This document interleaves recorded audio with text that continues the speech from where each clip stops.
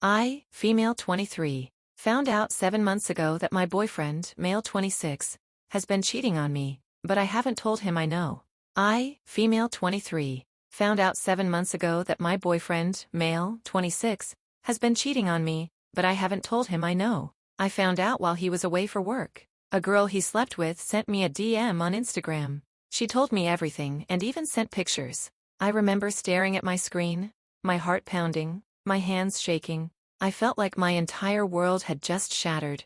I didn't even respond. I just sat there, drowning in pain. I finally understood what it meant to have a dagger to the heart. Anyway, I made a decision. I wouldn't confront him.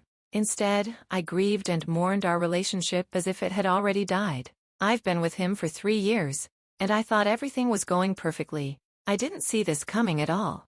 That entire week, I was alone, cycling through every emotion imaginable. And this might sound crazy, but a part of me almost needed to feel the pain. Like I was clinging to it, letting it consume me.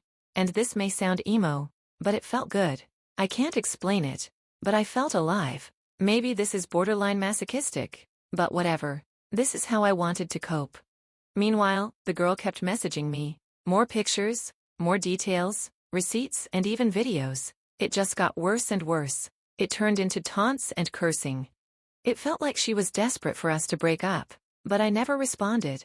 Instead, I kept reading her messages over and over, torturing myself with the truth until at some point it didn't hurt anymore. I started to feel numb. He was still himself, sweet and caring and affectionate. Like, honestly, I wouldn't have suspected a thing if that girl didn't DM me. He would sometimes catch on I'm acting off, and I'd blame my hormones or stress from work, and he would buy it. I pretended everything was fine, and he would have noticed something was deeply wrong if he wasn't busy cheating. I think it also helped that we got along very well as roommates and friends. We were still having spicy sleep. He was a generous lover, too generous even, and it helped bear with it all. I lied, saying my implant fell out, so we began using condoms, and I got myself tested regularly.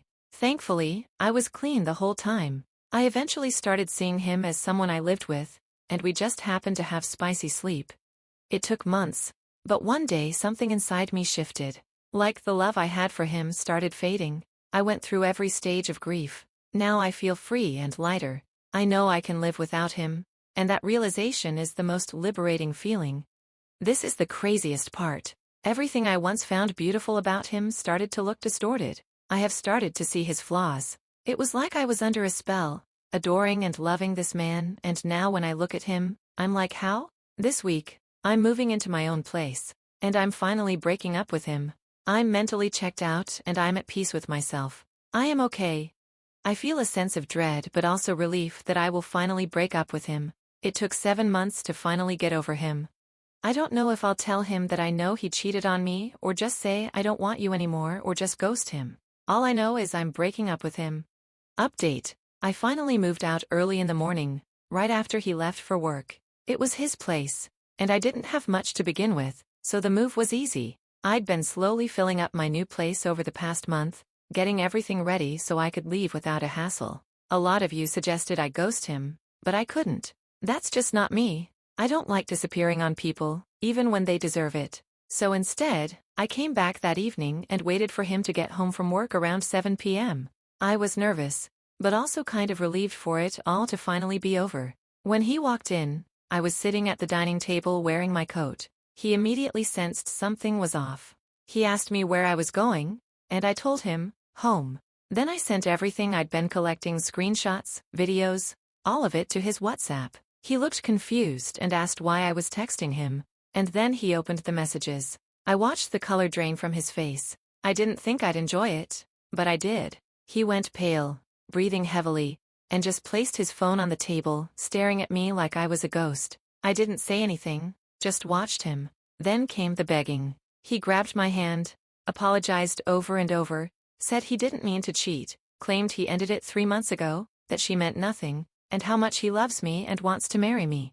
I told him we're never getting married. It's over. And I didn't say anything else. That's when he broke down crying like a child. I was honestly disgusted.